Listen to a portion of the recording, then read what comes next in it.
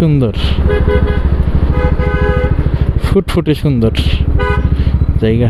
বামে বাম দিয়ে দেখি যাওয়া যাবে। এই সবাই যেমনে রাস্তা আটকাইছে, আর কেউ যাইতে দিব না মনে হয়।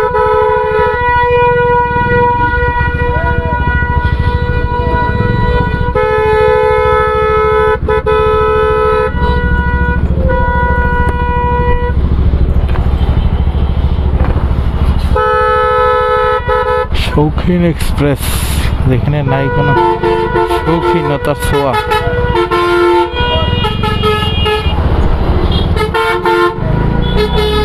কোনো প্রকার শৌখিনতার ছোঁয়া এই শৌখিন এক্সপ্রেসের নাই।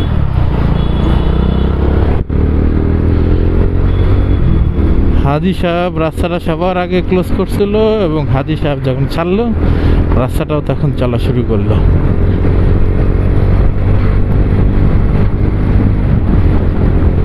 নামের বেলায় হাজি, কামের বেলায় পাজি। হাজি এক্সপ্রেস মাঝে মাঝে মন চায় এইগুলো একটা লয়ে এগুলোর উড়াইয়া ফেলাই দিই রাস্তার উপরে। রাস্তাটা মসৃণ না, রাস্তাটার হচ্ছে মানে কার্পেটিংটা এমনভাবে করছে যে বড় পাথরের দানাগুলো অনেক বেশি, গাড়ির ভাইব্রেশন বাড়ে এবং গাড়িটা মানে খুব একটা গতি পায় না রাস্তায় চলতে।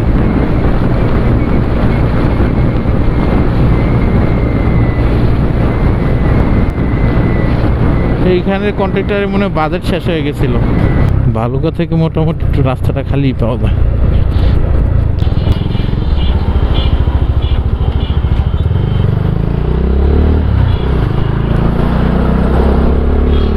মুরব্বী আমারে যাওয়ার সুযোগ দিছে, যাক মুরব্বীর অনেক ধন্যবাদ।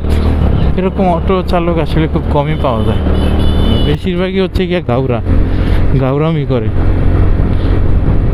ভালুকা থেকে মোটামুটি রাস্তাটা একটু খালিও পাওয়া যায়, রাস্তাটা একটু ভালো।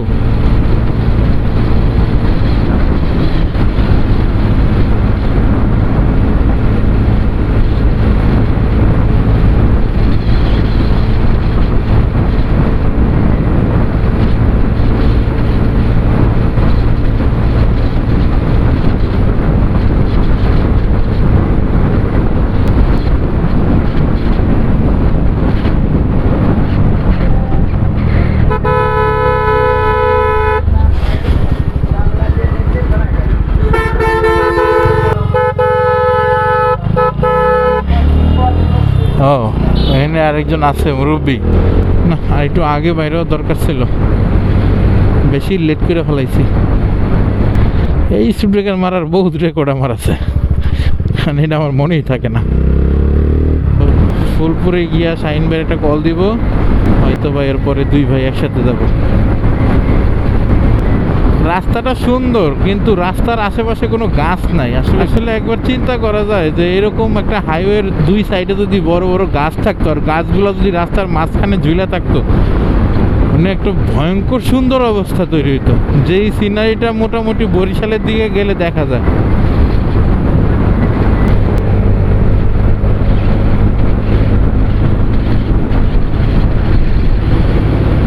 নরসিংদী ভৈরবের গাড়ি ময়মনসিং ঈদের ভাড়া মারতেছে। আরে মুরব্বি তো পুরো আগুন, পুরাই আগুন, হেলমেট নাই কিছু নাই, চাচা পুরা পাংখা। ত্রিশাল মানে অনেক ঝামেলা। অলরেডি 11 বাজে, হাতে আর বেশি একটা সময়ও নাই, তারপরও আস্তে ধীরেই যাব। আস্তে মুরগি ডিম বাইর হয়, কাকু আমার এমনি গাড়িতে লাভ দিয়ে বাইরিছে।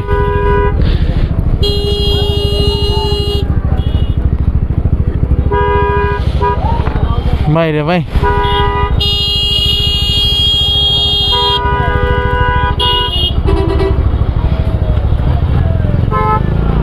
এখানে কিন্তু কিছুই না, এই যে লোক নামতেছে লোক উঠতেছে, এইটাই। এই যে ইমাম মানে নামের লগে কামের আগে কোনো মিলই নাই। ওরে হিরো হিরো দেখতেছে, হিরো। আচ্ছা এখন ঘটনা হইলো, আমি কি শহরের ভিতর দিয়ে ঢুকমু নাকি আমি বাইপাস হয়ে যাবো? বাইপাসে একটু ভাঙাচুরা আছে, শহরের ভিতর দিয়েও ভাঙাচুরা, কিন্তু